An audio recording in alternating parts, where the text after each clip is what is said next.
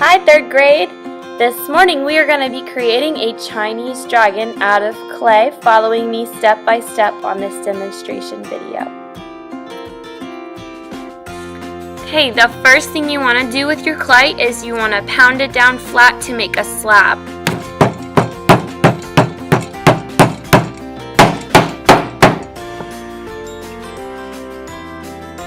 You want to pound it down as flat and wide as you can so that you can fit this rectangle inside.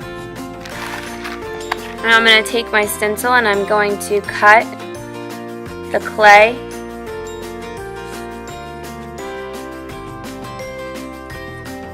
to make a perfect rectangle.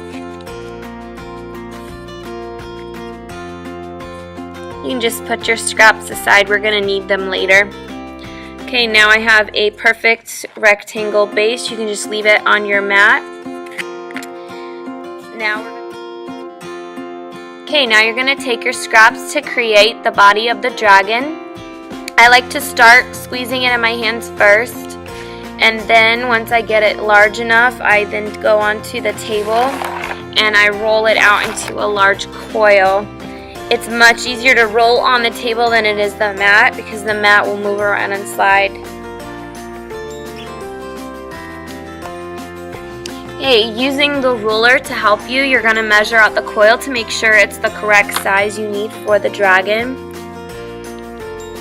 You don't want your coil longer than 9 inches. So right at the 9-inch mark, you just pinch off the extra. If there are any little cracks in your coil, now is a good time to take care of them. By just putting a little water on your finger, you can very quickly rub any crack away off the clay.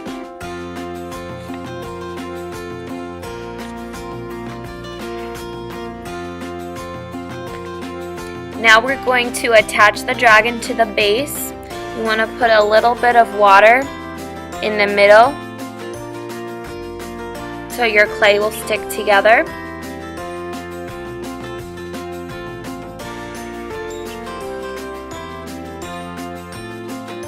Arrange your coil the way you would like it.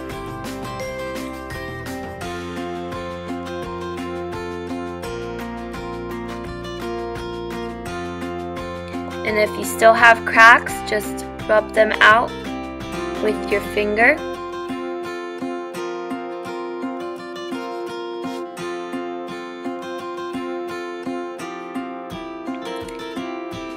Now that I have my dragon arranged the way that I like it, I'm going to take my clay cutting tool and just scrape a little bit of the edge of the body of the dragon, so that way it connects the clay together permanently. And you can always smooth it out with your finger too. Don't forget to do the other side.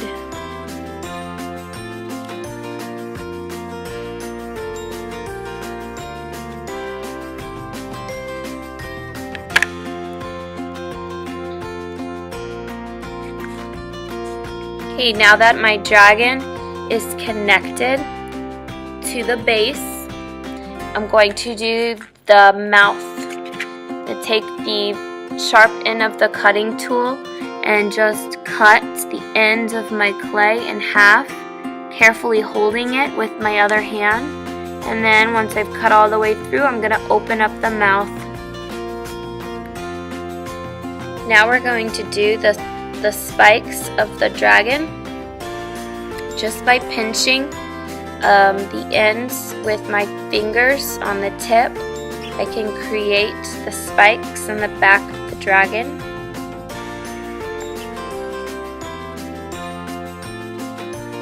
And for a final touch, I'm going to poke 2 holes on each side for the eyes. And I'm going to draw a little texture, just little rainbow lines to draw in the scales.